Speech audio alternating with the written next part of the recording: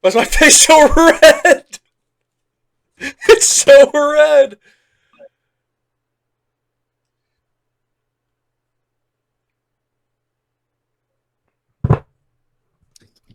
Hello and welcome to episode 12 of the Pacific Perspectives podcast. I am, as always, Nux Memes, and I am once again joined by the lovely, wonderful, you all love him, co-host. No, they don't. Skyler Mimamoto. This is a pretty easy episode for us today because we had a Christmas break in the NHL. We have nothing to talk about besides our own teams. So this is going to be the most Pacific Perspectives episode of Pacific Perspectives ever, I believe. Both of our teams played two games this week, and both of us want to talk about each of those two games. And then, maybe we'll talk about our Christmas, and I'll, as always, do the mailbox at the end of the show. Yes, the Pacific Perspectives mailbox. We should call it that from now on. I agree. The Pacific Perspectives mailbox. Now, I've done the intro, and I've already been yapping. So, actually, to start this off, before I go into the Canucks Sharks game, I wanna ask you, Xavier, why does everybody hate you once again? Actually, I couldn't tell you. And Panos posted that thing about me cheering for Latvia, and then you posted about how you're cheering for Latvia. And everyone was like, "Oh yeah, I love Latvia, dude! I love it, dude! This is so sick, cheering for Latvia." What did I do wrong? What did I do wrong? I've always cheered for Latvia. There was never a moment where I said straight up, "I want Latvia to win." I just when they won the game, I posted about it because it was funny, and it's group play anyway, so it doesn't matter, and I'm fine with it. I like Latvia. I got Bluger. I got She Loves. I love Latvia. I'm glad they got the win. Their fans deserve it. But don't group me in with you. To group you in? No, we were doing the exact same thing. We were doing the same thing. We were I did make 4 posts about it, especially on the story. But come on, dude, it's the World Juniors. Frankly, Canada's going to win anyways. I mean, maybe not this year. They actually kind of aren't good at all. Maybe we can talk about that. They are really... Yeah, I've just now realized there has been hockey happening. Yeah. I personally, I would say I don't remember a Canada roster that's this bad. And they're not, bad, but they're not dominant at all. It's beyond just, coaching and, a bad power play. They just don't have the roster. Last year's team was so bad too, though. I feel like so many people are already forgetting how bad last year's team was. True. There were no vibes on that team whatsoever. Celebrini carried. This year, obviously their offense has been terrible. They're getting shots. They put up 57 against Latvia, but they're not generating enough. They're not scoring enough. Yeah. Their defense, though, I will point out, their defense has still yet to allow a single 5-on-5 goal throughout the 3 games. So, I mean, they've only allowed 2 altogether. So people are freaking out. While Canada, I mean, they played Germany and Latvia, so they shut out Finland. Oh, they did. You're right. There are no good teams left in World Juniors. There's none of them.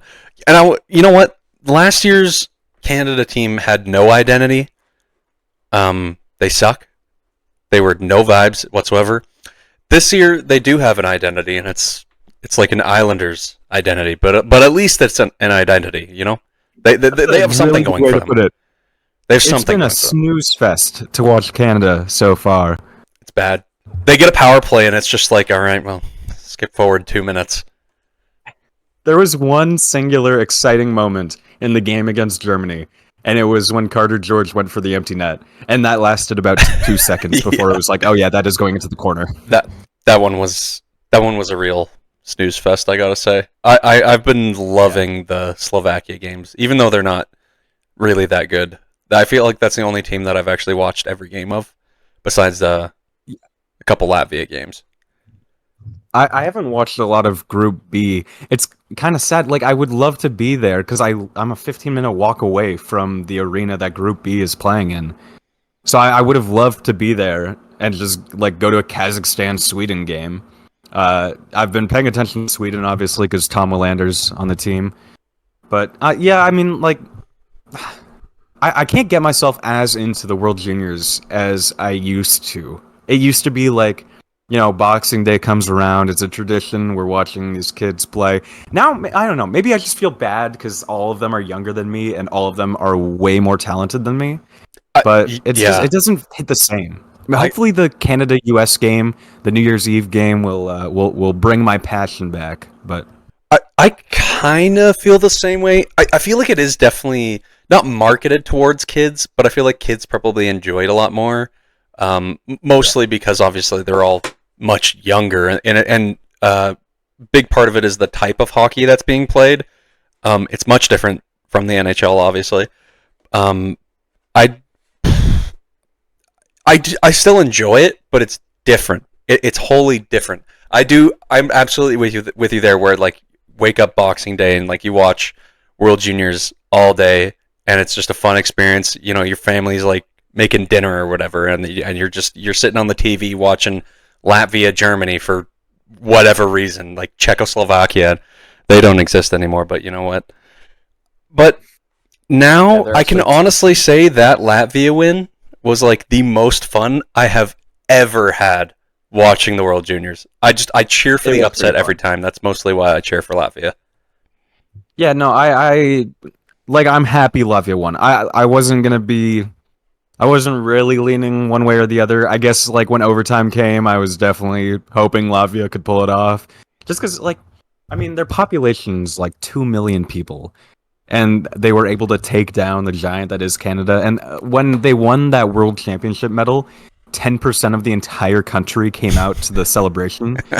So, like, for a team like that to beat Canada, I'm happy about it because, I mean, the fans really deserve it. If USA beats Canada tomorrow or in any of the knockout rounds, I'll probably die inside. But go Latvia. I mean, there's no beef. Yeah.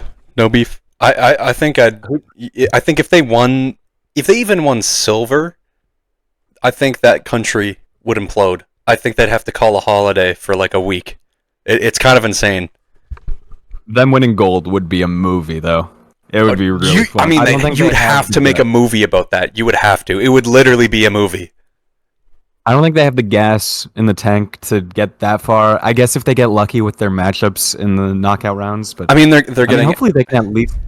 They're getting outshot like 3-1 every single game. It's kind of just their goalie and vibes. Feldberg's is insane. Like, it's really good. He saved, I think, 91 of 93 at 5-on-5 versus USA and Canada on a back-to-back too. Like, he put up a good performance against USA, even though like Latvia lost 5-1, which is the day after they played Canada, and in the afternoon too. They had no rest. They were playing another one of the hockey giants, and they only lost 5-1. That is a respectable score.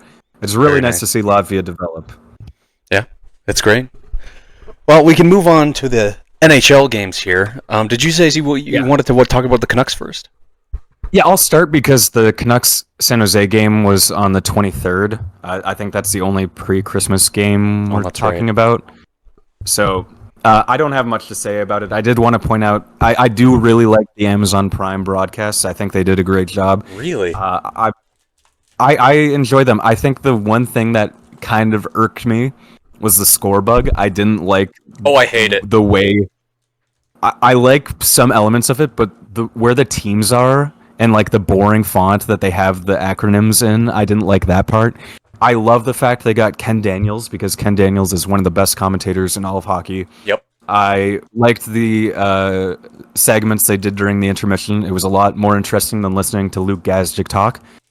So I was cool with it. I think it's a good idea, and I've gotten used to watching the Mariners play on Apple TV during some Friday nights in the summer, and those Apple TV broadcasts are just awful. So I didn't have my hopes too high for these, but I think Amazon Prime knows what they're doing. I think they've done a good job. You disagree with that? Yeah, I mean, I guess maybe we're spoiled because everyone that I've kind of asked around, they say the Oilers and the Canucks broadcasts are like probably the best. Just considering like play-by-play color, the production, everything. Sportsnet does it really well. And I mean, we're blessed with a couple really good play-by-play guys. But for me, I hate having to go all the way to my Amazon app. Sometimes I'm not signed in, and then I end up missing like half the first period. But I don't know. It obviously feels like an American broadcast, and it doesn't feel like they really know exactly what they're talking about when it comes to your team. So I really don't like the segments. But yeah, I like Ken Daniels. I like the play-by-play. I think it's good quality. I like some of the new camera angles they bring out too. I appreciate that. There's definitely way worse hockey broadcasts I've seen. But I don't hate it. It's just, do they have to make it exclusive? I don't like that part. Yeah. I mean, I don't care for reasons that I won't. I'm not going to implicate myself on the podcast, but I don't care about the exclusivity of it. I think it's good, and it's like not like every single game is going to be broadcast on it. So I think it's fine for every once in a while. I don't mind it, and I think the Canucks have another like 3 games on it for the rest of the season. It's every Monday, right? I mean, yeah, I think so. Yeah. If we keep getting Ken Daniels, I'm cool with it. I really love Ken Daniels. I think people didn't like. Some Canucks fans didn't like him. It's because he doesn't know everything about the team, and he probably doesn't have the same kind of banter that Shorthouse does, right? Yeah, but even then, like ever since John Garrett like retired or half retired or whatever it was, it hasn't been exactly the same on the broadcast. So I don't know. I'm happy to have Ken Daniels. He's one of the best. Like, this brings me to another point. The hockey guy did a video. I don't know if you said it, but he did the 3-body problem in the NHL, and he talks about how there is too many people on a broadcast nowadays. You don't see it as much with Sportsnet, which I think is why they're doing so good. It's typically just play-by-play and color. Probably not a rinkside reporter unless it's like Saturday night, like Hockey Canada, whatever, stuff like that. Host. Also host. Like a host. I mean, you have like, just for the Oilers broadcast, you have like Gene Principe there. He will sometimes he's so good. He will sometimes talk during the play, but on some American broadcasts, you have like Emily Kaplan on the bench, like I forget his name, but Pierre Maguire, like in between the benches. You have guy doing play-by-play talking to the color commentator, and the color commentator is talking way too much about like personal stuff. Now, Jack and Louie on the Oilers broadcast do that a lot, but it's not to the point where it's during plays when something's happening. Louie knows to shut up when something's happening, but the worst thing is when a goal happens and they're just talking about like their ski trip over the weekend. It's like, man, you are here to do a job, and there's too many people talking. Do you kind of feel like that with the Canucks broadcast sometimes? I don't know. When it was John Garrett and John Shorthouse, I could have listened to them talk about anything besides hockey all game, and I wouldn't have been mad. I loved their back and forth. Like, I could have just listened to John Garrett talk about ketchup the entire time, and I would have been fine with it. But yeah, I don't know. They don't stray from the topic that much on the Canucks broadcast, and I think it's because Shorty and Dave Tomlinson don't have the craziest chemistry ever. When it's Shorty and Ray Ferraro, you can tell that Shorty's more in his element with Ray Ferraro. And I'm not dissing Dave Tomlinson, because in those games with where Ray Ferraro has been our color commentator, I've loved Dave Tomlinson on the panel during intermission. I think he's great there. Ray Ferraro is just like one of the best color commentators in the game. So he's great. I don't know why people don't like him. Yeah, I don't get it either. Dave Tomlinson has done a good job filling in for John Garrett. I think he's pretty good, but I love when Ray Ferraro's on the broadcast. We've been yapping about everything besides the topics we were supposed to yap about. So I'm gonna do the Sharks game quick because I don't have much to say about it. It was a great game. I mean, we almost fumbled it at the very end, but Pettersson came alive. Miller assisted a Pettersson goal, which was good for the vibes. Sherwood scored a goal. I love that. Hughes came into it as a game time decision, which was nerve-wracking, but he played. That didn't last long. I mean, through that whole game, but yeah, the game itself was good, but losing Pedersen and Hughes, maybe not worth it. Maybe it wasn't worth it. It's week to week, right? Yeah, Hughes is out for probably 3 weeks. Pedersen's day to day though. So are they going to win a single out game? For maximum 3 weeks. I'm assuming the estimate is 3 weeks. Well, let's call it a week and a half. Pedersen should be back within the week, I would think. So it's not going to be too bad. Like if it had to happen at some point, it's best it happened right now while we're going through some worse teams. Because we have Calgary next, and then Seattle, and then Montreal, who I'm scared of. But yes, yeah. Do you want to go into the LA game? The LA game. After I gotta say, there's always a few games I come away from as an Oilers fan, even in the regular season, I end up more upset than like a playoff loss. I end up more. Let me tell you, the Kings are not in like rent free in my head or whatever. It's just the way that you lose that game. It was so insanely stupid. And when you think about it, it's just an extra point. So really, it doesn't really matter. It is against the Kings, who are kind of chasing for the division. But first of all, I don't want to blame the refs for the loss, but Skinner was yelling at the ref the entire overtime. My mask is like he could have shooken it off. Basically, is what he was saying. Frankly, I'm not gonna say, because the Kings had possession. You can't blow it dead there. You really can't. So I don't really know what Skinner wanted them to do. I'm not that upset about that. Obviously, it's a little stupid. It's a dumb situation. But again, like, Kings have possession. If the Oilers had possession behind the net, they'd obviously blow it dead. But I mean, a clear as day slash on Bouchard, and then McDavid, and Draisaitl are stuck out there for a minute 30, and obviously only the forwards are going to be able to change because Bouchard is right in front of the net. And I really hate how people were blaming him for that. He was out there for 2 minutes. He's not going to be able to do anything. And the fact that he was actually able to do something there is like, that's decent. He was able to do something. Obviously, he got a little bit walked by Byfield there, but I mean, the whole team did. Great goal by Byfield. That thing about, I like it. The thing about Skinner, like his mask being so loose he could shake it off, is interesting. Is that like he could actually have shaken it off? Well, I think that's what he said in an interview afterwards. Yeah. It was Knobloch. It was Knobloch who said that. Like a veteran goalie would do it, and I'm assuming he probably didn't want to get Mike Smith the puck in the face or anything. Did that but like so many times. Mike Smith did that so many times where he just shook it off.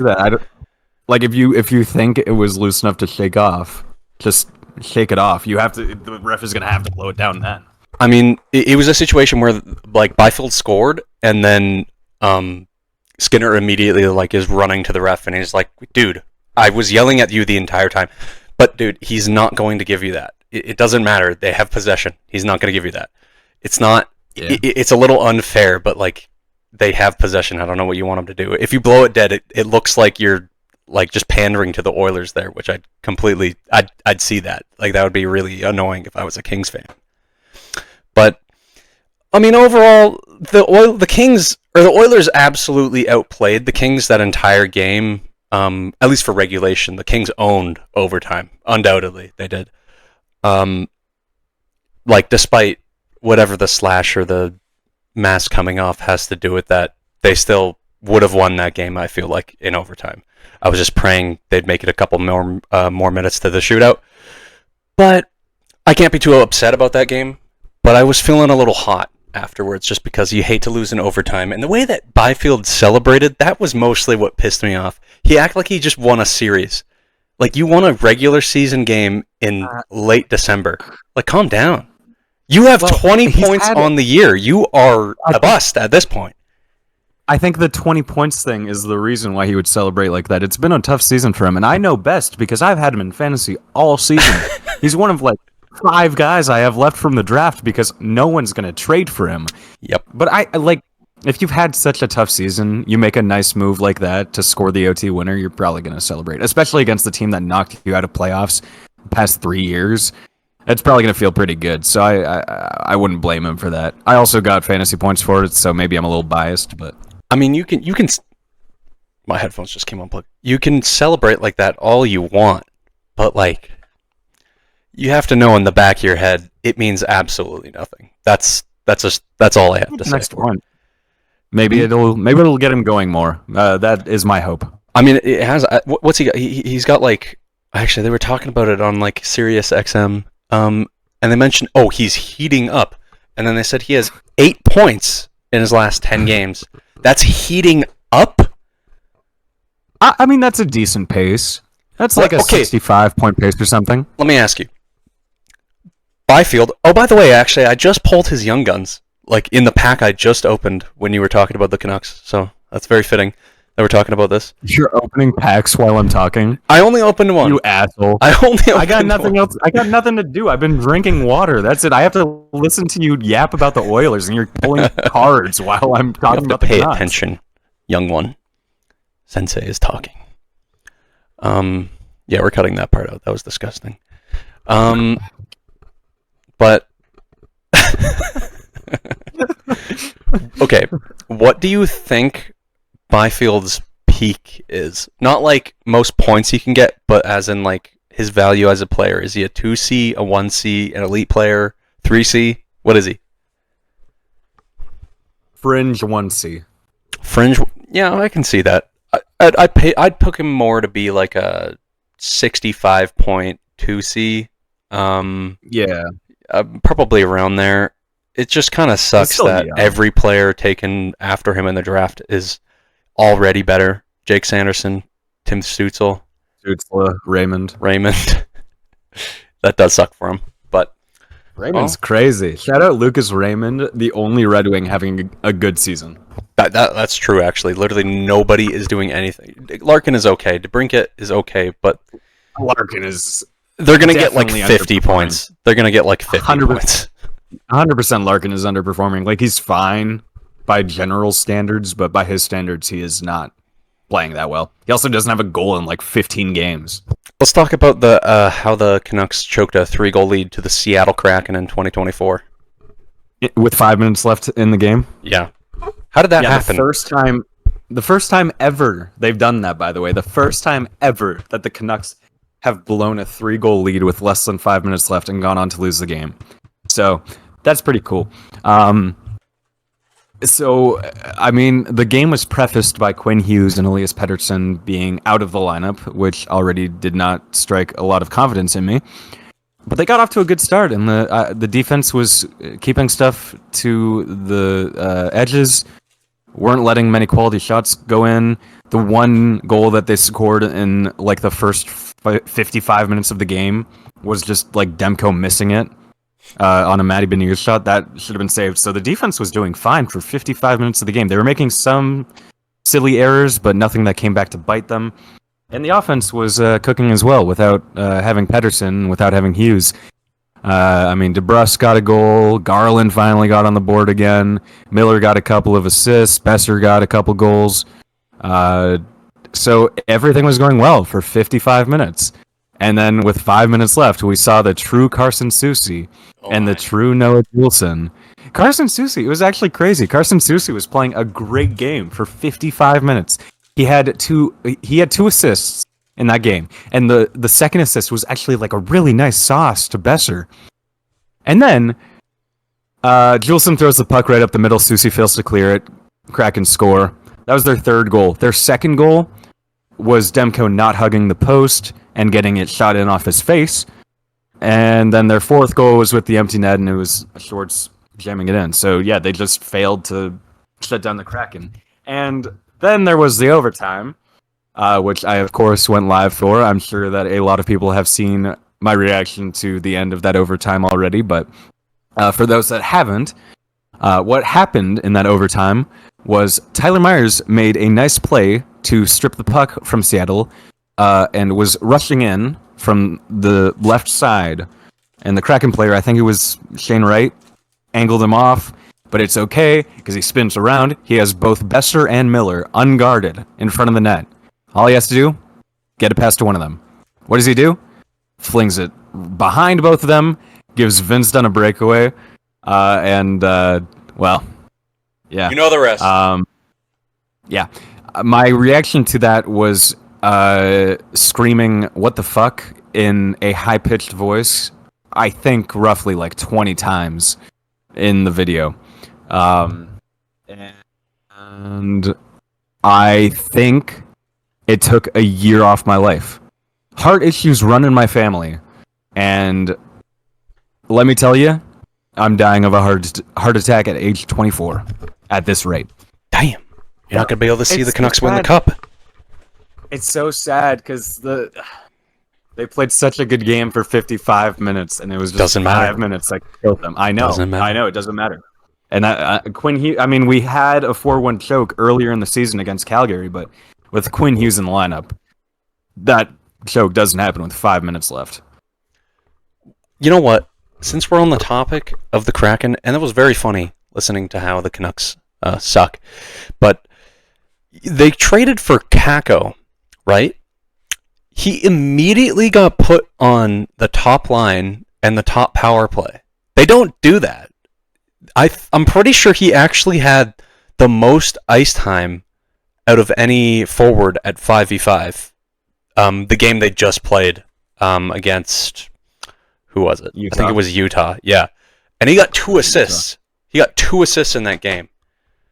Is he cooking? He did not have the most ice time. He had the 5th most ice time of any forward, but he was pretty close to the top. At 5v5, Oh, okay, yeah. He had 1656, so, that's not anything that crazy. The last game, I think he got 1830, which, for a Kraken forward, that's a lot. That's a lot. They give Jared McCann, their best player, like 16 minutes a night. Their team is so goofy because it's just middle 6 forwards. So really anyone can get that ice time. That is a socialist-ass team, considering it's Seattle. Yeah. That makes sense, but I'm glad he's getting that time because he wasn't a bad player in New York. He obviously wasn't a 2nd overall pick, but he was still like he was half a point per game in New York. He was good defensively. He had heart, at least, unlike a lot of the Rangers players do. Yep. So I'm glad he got out of that. I hope he does. Well, I guess I don't really hope he does well in Seattle. I kind of needed Seattle to be bad, but you don't need to wish for it. They're gonna stay bad. They're gonna stay bad. Like they're underratedly really bad. They don't give up a lot defensively, but offensively they just do nothing, and their goalies aren't doing great. They were awful before the Canucks game. Actually, they were awful during the Canucks game too. And then 5 minutes turned it around, and then they figured it out. They convincingly beat Utah today, which does help me because I am scared of Utah. But yeah, I don't know. I hope Kakko does well. The Rangers are just pathetic. If they keep him, I shall talk about the Ducks game, which was a little unfortunate. But yeah, I can probably see Kakko actually growing into like a decent second line, got like 55-ish points, good defensively, which is good for Kakko. Yeah. You like to see a guy rebound, but with the right line mates. But it's sad to not have the line with Cooley anymore. He doesn't get to play with Hedl. It was actually I loved the kid line. I loved that line. It was great. Mm-hmm. That is a little sad. Honestly, I don't know why. He must have had to have asked for a trade, or like the coach was super unhappy, which they scratched him, so obviously he was. But he did make some comment Will before, Borgen, but they said that was unrelated. Yeah, but I don't know. Nobody knows what the Rangers are doing. There's no logic there. But there was a logic with the Oilers against the Ducks, and the logic is they didn't want to play that game. Is what it looked like. I've never seen McDavid play that just uncharacteristic. He would do something absolutely amazing on the power play, and just I think there was one move where he made a spinorama around Ryan Strome actually got the puck through 3 guys, and then he just didn't shoot it, which happens sometimes. But he was like doing really amazing things, and on the back check and in transition, he didn't want the puck. He just kept passing it for no reason. And, I mean, that's only part of why we lost. Everyone else played awful. Absolutely awful. Draisaitl played okay. Pickard was... He was Calvin Pickard, I'll tell you that. He's not playing any better than you can really expect an AHL starter to play, which it's becoming very apparent that he is the AHL starter that we paid $1 million, and I think we paid him $1.5 million. Maybe it's just $1.1 million, which isn't too bad. But I mean, come on, we can do better than that. And there are rumors that we might get Jonathan Quick. Like $900K. Yeah, and he was on the market when didn't we sign Pickard on like day 1 of free agency too? What a disgusting management team. No, they've actually been decent, but anyways, I really I don't know if you guys can tell, but we can do better than Pickard. That's all I'll say on it. But Jeff Skinner was scratched for that game, and you know this episode Jeff Skinner is having with the Oilers kind of seems to be coming to a head. I think it's basically a guarantee at this point that he's gone. It's a matter of when, not if, because at this point you can see that, I mean, probably 2 months ago, Knoblauch kind of saw Podkolzin's doing way better than him defensively. Obviously, Skinner is a better finisher, but Podkolzin is genuinely a better playmaker than Jeff Skinner. So why would you have him in the top 6? And then you obviously have Nugent Hopkins and Hyman there, and then Arvidsson is doing well. So Jeff Skinner's not going to get into the top 6. And it's a well-balanced, pretty good top 6. There's no reason to change it. And on the third line, he doesn't play good enough defensively. In fact, I think he's the worst defensive forward just by analytics. He can probably do a little bit better than that. And on the fourth line, obviously, if he's not good defensively either, he's not staying there. So he doesn't fit the top 6, and he doesn't fit the bottom 6. He does fit the press box, though. So that's where he's going to be. This feels like the Daniel Sprong situation in Vancouver. Obviously, Jeff Skinner's been historically a better player, but it's a player who's offensively gifted, but can't play defense at all, and has not found any way to fit into the lineup, and is going to find his way out of the team very soon after signing with the team. Where do you think Skinner would go? You know, he probably... I think he... Okay, this is a little... I think he's actually going to go to the Blues, I'd imagine, because they need offense, and they can kind of... They're already really bad defensively. They do not care. Kind of like a middling team that realistically does not have a chance, but it's like, all right, let's get in there and give him a third-round pick. They're not going to get anything good, unless it's in like a package and we need to send Cap the other way, which, I mean, I don't see them making any big trade right now, so... You guys heard it here first. Jeff Skinner for Dylan Holloway, 1 for 1. They did get a third for Dylan Holloway, too, so... But, you know what? Actually, that's a good point for Dylan Holloway. Look at what the Oilers' top 6 is right now. Now, obviously, if they sign Holloway, they wouldn't trade for Podkolzin. But if you have Dylan Holloway on this team right now, he's not playing more than 13 minutes a night, which is unfortunate. But the reality is he's not popping off with the Oilers like he would on the Blues, where he's honestly probably their third best forward behind Thomas and Kyrou at this point, because Buchnevich has not been good. I'll tell you that. As a fantasy owner in 3 leagues, he's off my roster now. I'll tell you that. They are, they won that cup, but they're the definition of mediocre, I gotta say. Currently, yeah. No, but that cup run was special. The Pat Maroon double OT winner against Dallas. I love that goal. I love that goal. Yeah. I mean, it's so fire. Like the hometown boy who doesn't score and his kids in the stands. That's so fire. Oh, man. Game 7, double overtime. Feel bad for Ben Bishop. Yeah. I mean, that was his last run, really. After that, it was crazy in that game too. Yeah. He lost his job after that because he was very injured. I actually wonder how injured he was for that one. It was probably a very painful playoff run, to be honest. All right, we are hitting midnight, so I think it's time for the Pacific Perspectives mailbox. You wanna go grab some questions? Not so many questions this time because I did a question poll in my story before, so I think that bled some people dry. But we got an interesting one. Thoughts on the Oilers and the Canucks prospect pool? Now, obviously, I don't have any thoughts on the Canucks prospect pool, but what do you think? And who was this question from? This question was from Dryden Tizard 10. All right. Thank you, Dryden, for the question. The Canucks prospect pool is meh. I mean, there's two interesting people in it, Lekari-Maki and Willander. Both of them are going to be great for this team. Lekari-Maki, I think next year's the year for him. I'm assuming he'd probably get another chance this year, maybe, for a couple games. But I think next year's the year. And it could be the same for Willander, too, unless they want to give him a year in professional hockey with Abbotsford before moving him up, because he's playing in college right now. But we need a guy like Willander so bad. We need a right shot defenseman who can hopefully maybe be like the second pairing guy, because after Hronek, we have Myers and Desharnais and Juleson and Friedman, and those are our right defensemen, and none of those are second pairing defensemen. They do really need somebody on defense, I gotta say. Willander's progressing very well. Obviously, he's been on the Sweden World Junior team the past 2 years.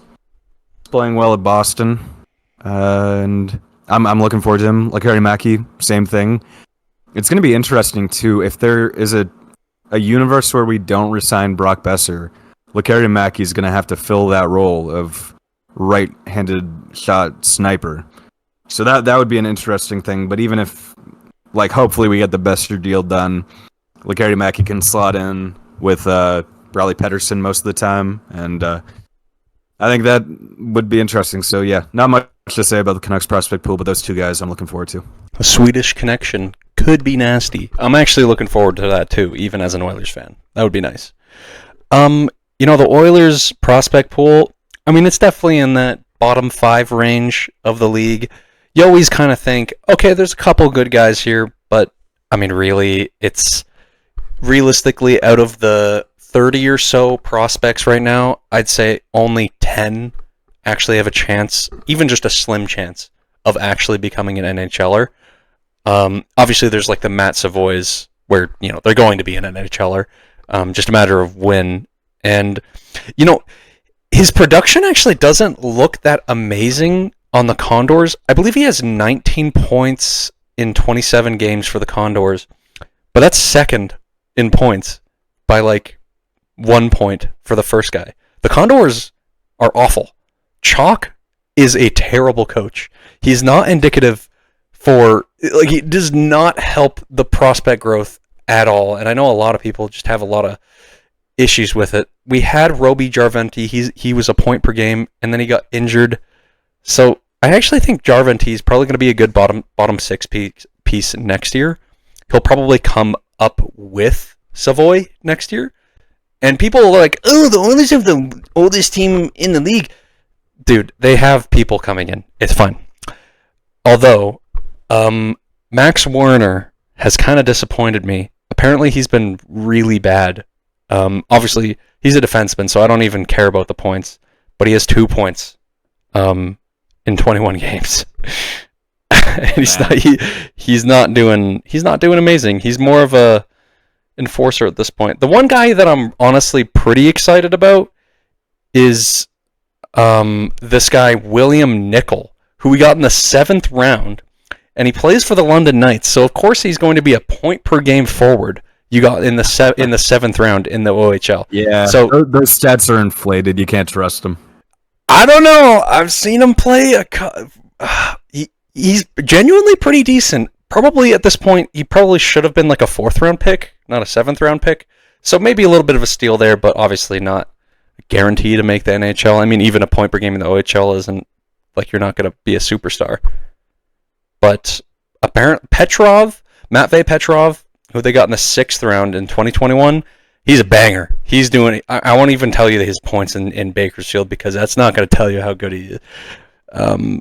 He has 13 points in 26 games, so it's not that impressive. But scouts tell you he is very good. And that's a big improvement from last year where he had 14 points in 53 games. Not very good. After absolutely stunning the OHL, I think he had 90 points in 63 games in his D+1, and he was 180th overall. So solid steal there. We'll hold out faith on him to see if he's going to make the NHL. He's probably a few years out, but I mean, honestly, there's just a few maybes besides Savoy in the Oilers prospect pool. Nothing too exciting. Obviously, they kind of miss with all of their picks. I gotta say, everybody that I want on the board never gets taken by them. So I don't even look forward to draft day anymore, I gotta say. Wallstead. It's that point. It's in that point. Jesper Wallstead. Yeah. I would love... He's actually not doing too good this year. I gotta tell you. He's not doing good. Let me check what his stats are right now, but apparently he's got like a... Okay, while you do that, the only other guy that I really care about in the prospect pool is... And I don't really know how to pronounce his name. I don't know for a fact how to pronounce his name, so forgive me if I get it wrong. But Kirill Kudryavtsev is actually he's sick. Like a good player. We got him in the 7th round in 2022, and he was playing well for 3 seasons before this on Sioux in the OHL. He's on Abbotsford now. He's on pace for 41 points in 68 games. So it's pretty good, actually. I wonder if maybe he can make the league at some point, especially with how terrible our defense is. I know that the Canucks office is pretty high on him as a player. So go Kirill. I believe in you, man. Yeah, Jesper Wallstedt. You want to guess? He has, in 13 points, he has an 868 in the AHL. That is definitely not the greatest I've ever heard in my life. He actually might... I'm looking at his box stats right now. This is not what you want out of a 20th overall goalie. I'm just realizing now. Maybe Wallstedt over Borgo... Aw, kitty. Maybe Wallstedt over Borgo... Oh my... Those eyes are just piercing. Maybe that wasn't as terrible as a pick as we initially thought. I don't know. We'll have to see. All right, what's the second question? Oh, who's it from? Second question. So it's just, how was your Christmas? And that was from... Hold on, I gotta find the question poll again. That was from Dale Sousa, 88. Very nice. All right. Do you want to start with this one because I started with the last one? Yeah, my Christmas was pretty good. Primarily, I just spent it with my girlfriend and her family. Very nice. Christmas Eve, they gave me... Her, uncle gave me more presents than I got from my real family. But he's a great guy. I love him. But, it was nice. It was cozy. Turkey coma, you know how it is. I gotta say, I love Christmas food. At least white people Christmas food, like stuffing turkey, cranberry sauce, and gravy, mashed potatoes. I love it. Thoughts on Christmas food? Well, I don't know about Christmas food, but you repulse me. This guy actually, he asked another question, which I want you to just say no to. He asked if there's any plans to have another permanent member on the podcast. No, not permanent. I mean, we've talked about this before. If we find a Flames fan who's good enough to fit in here, that's what I would want. But there's no Flames fan who we're both. There's no Flames fans. Period. Yeah. So no. Probably not. I would assume never, but I think doing it with the guests is the way to go. Anyway, my Christmas was also pretty good. I don't really like Christmas. I'm not a Christmas guy. What the hell? But I'm not gonna get emotional. I'm not gonna have a sob story on Pacific Perspectives, but it hasn't been the same the past couple years, is what I'll say. But it was a pretty decent one. I mean, my parents are divorced, so I get 2 of them. So that would have been a dream for younger me. I wish that they Twice the presents. I did get a lot of stuff, which is like insane. I got so much stuff. I'm 21 years old and I'm still getting you lucky bastard for Christmas. Mainly Canucks stuff, which I'm cool with. I mean, I basically just tell everyone, get me Canucks stuff. I'll be happy with whatever it is. Obviously, the big fish was the Kiefer Sherwood shirt, which I probably should have worn for this. You probably should. Am I wearing it? I'm wearing my Tinashe shirt again. Yeah, so thank you, Mom. Good present. And yeah, I mean, hung out with family, saw family I haven't seen in 2.5 years, so it was a good time. Didn't hang out with I didn't get gifts from a girlfriend's uncle, but maybe one day. One of these days. Every Christmas he's giving me something just crazy for no reason, but I love it. Like and a ton of gift cards too. Well, he gave me this I still haven't set it up, this like headphone and controller stand, and he gave me one of the hobby box, not a hobby box, it's way too small, but yeah, hockey cards. So, and I mean, I'm with my family, I'm way past the point of getting like deodorant and socks. I will get nothing, which is fine, honestly. I mean, I don't really need anything, so, and I didn't have like a wish list, so like honestly, that's just how it is. Moving into adult life. I had 2 things on my wish list. I got both of them. I got way more. I love unwrapping presents. I don't really need a whole lot of stuff, but it's just the thrill of unwrapping something. I think I have a gambler's mindset, you know? Casino? Let's go to the casino right now. We should go to the casino. Pacific Perspectives, episode 13. In Montreal, we're going to go to the casino. I'll see you in Niagara. Yeah, that'll happen. All right, I think that about wraps it up for episode 12. I was actually kind of taken aback when you said that. Episode 12, this is past double digits. Now we're into the mid digits. It's going crazy. Wow. And hopefully next week we can record at a regular time so I can not at 10 p.m. expressive. Actually, yeah. It's midnight for you, isn't it? It's midnight for me. It's past midnight. I haven't showered. Okay. Thank you everyone for listening. I guess we'll talk to you in the next episode. I'm seeing the Canucks in a week, so I forgot to add that part in. That's Happy New Year, everyone. Out with the old, in with the new. Hello 2013. Woo! We are leaving. See y'all next week. We are leaving Nux memes in 2024. Cancel. Hashtag cancel. Kyler Miyamoto unfollow. Memes. No! Everyone unfollow Kyler Miyamoto at 6 o'clock p.m. on December 31st. Don't do that!